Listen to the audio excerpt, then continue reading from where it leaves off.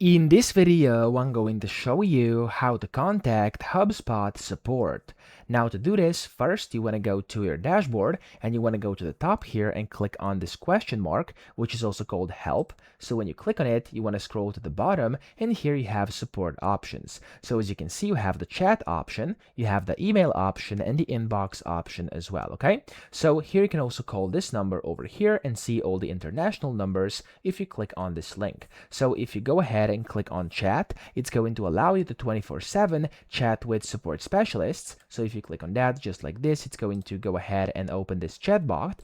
And then over here, the second option is, as you were able to see, if I go back, we have email, so you can email them by clicking over here and you can go and describe your issue. Or last but not least, you have inbox, so you can see the conversations with the support team and of course see what was going on. So that's how to reach their support. I hope this video helped you out. If it did, please subscribe to the channel and help me out as well.